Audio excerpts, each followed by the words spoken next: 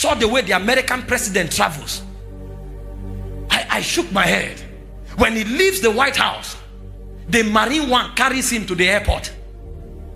That's a military helicopter. And when the Marine One is flying, there are more than 6 F-35 aircrafts that escort it. What they call F-35, one is worth over $40 million. One F-35, 6 escorts the Marine One in case anybody wants to mess up. And when he's flying, there's perimeter coverage. No aircraft moves. Everywhere is frozen before he takes off and until he lands. Go study about F-35. These are 5th generation aircrafts. They have what they call avionics. Stealth avionics. You know what it means? Radar don't dictate them.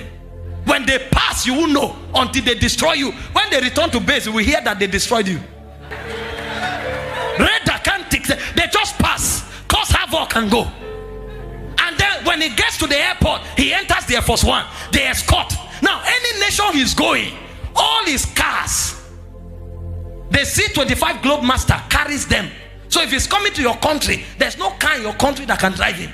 So they have to bring the Cadillac One or the Beast, 2 of them with 6 other vehicles into your country.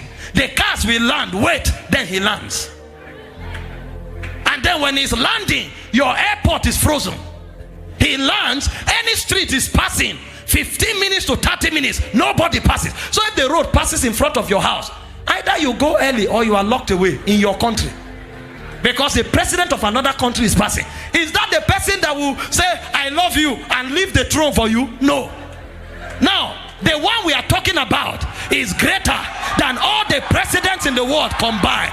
All of them, all the monarchs, all the presidents combined, is greater than them. Then because of you, see what the Bible said. Go to verse 5, Philippians 2. If we have the message, let's read it. Because of you, the one greater than monarchs, greater than presidents, because of you, the Bible said, think of yourselves the way Christ thought of himself. He said, verse 6, please help me fast. He had equal status with God, but didn't think so much of himself that he had to cling to the advantages of that status no matter what. Verse 7, he said, not at all. When the time came, he set aside the privileges, oh my God, the privileges of deity. You know what those privileges are? He sits on the throne. Anything he says become. All the angels worship him. All creation worship him. Dogs, birds, cattle, fowls, mosquitoes, everyone bows. The Bible said forever and ever the 4 beasts, they cry holy, holy, holy. It said the 24 elders, they fall on their faces, they cast their crown day and night, forever and ever they cry holy, holy, holy is the Lord. The Bible said he set aside the throne of heaven. He set aside the worship of God. He set aside the power of deity. He set aside because of who? Because of me, the privileges of deity. And he didn't just set aside. He said he took the status of a slave. He didn't just become a human. He became a slave among men. Oh my God. How can the King of Kings become a slave? How can the creator of the earth become a slave among creation? He became a slave, and not just a slave. The Bible said he died the death of a criminal. He died like a criminal, naked before his mother. Oh, when they came to arrest him, he told Peter, put your sword aside. If I wanted, now I can cut 12 legions. I can cut 12 legions. So he could cut 12 legions, but he set it aside. They arrested him. You arrest the master, you arrest the King of Kings. Jesus said, this commandment I have received from my Father. He said, no man taketh my life from me. I have the power to lay it down and to take it up. He allowed himself. You know, when he came to them, he said, whom seek ye? They said, Jesus of Nazareth. He said, I am he. They went back and fell, but he surrendered. They spat on him, they pulled his hair, they beat him, they kicked him.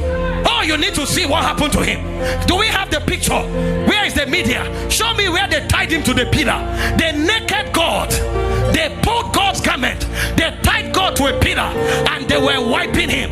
The canes they used to flog him, they had bones, they had chisels. Go to the one where they tied him to the pillar. When they flogged him, his skin pulled out. That's God. When you watch Mel Gibson, they tied clothes on him, he was naked. Everywhere they flog God, the skin peeled. How can Creator be molested by creation? They spat on him. The scripture that described this act was Isaiah 12. If you read Isaiah 52 verse 14, they pulled his bears, they spat at him. Can we have that scripture? Well, I'm coming back to this. Can we have Isaiah 52 verse 14? If you have the message, help me. Oh my God. The master, he said, but he didn't begin that way. At first, everyone abhorred him. You know what appalling means? Disdain. He said they abhorred him. They said he didn't even look like a human. When they finished dealing with him, even a pig looked better than him. They ruined his face. They disfigured him beyond recognition. So when they finished punishing him, when you saw him, you asked, what creature is this? What is this animal? He didn't look like a human being. He was disfigured. And in that state of disfigured countenance, they gave him a cross, and it trekked for almost 1 kilometer. God was helpless. God fell 3 times. God. People were looking and mocking. People wanted to help God. Some were cleaning his face. God. And the Bible called it love. That's why Jesus said, no love is greater than this, that a man lays down his life for you. He didn't just lay his life, he laid it down in shame like a criminal. And then they hung God on the cross. 6 hours. Look at the picture of the cross. The one you saw in the movie, he was hanging straight. They don't hang people straight. When people hang on the cross, they are bent over, because you can't even be straight. You are hanging. So what it meant was that he was depressing his diaphragm. He couldn't breathe. Every time he breathed, he had to pull the nail on his wrist up to breathe for 6 hours. That's love. That's love for you and I. When they put a crown on him, it was thorns. And a point came. The biggest of all persecution was when the father turned his back and he cried, Eloi, Eloi. In the history of divinity, they had never separated. Eloi, Eloi. That's spiritual death. Why hast thou forsaken me? It's called the love of God. Do you know why we are audacious when we go out? The Bible said in Romans 8:32, if he did not withhold his only begotten son, but gave him freely for us, he said, how shall he not with him? This is why when I make demand, I don't fear, because the greatest love has been demonstrated. There's nothing God cannot give me. He gave me Christ, and he gave me Christ with everything. This is why you should ask God for anything, because when he gave Christ, he gave his best for you. Do you see why people like us, you can't look at me and say, hey, get out, I don't like you. Your love means nothing, sir. I have the love of the Father. When somebody he's in a relationship, they say unless you fornicate, he refuses, they end the relationship, he's crying. We can't be heartbroken, sir. We are too loved to be heartbroken. Too loved, too loved, too loved to be heartbroken. Too loved. You sacked me from a job, I'm not crying, sir. I'm too loved. You lost me. It's the revelation of the cross. This is what I mean to God.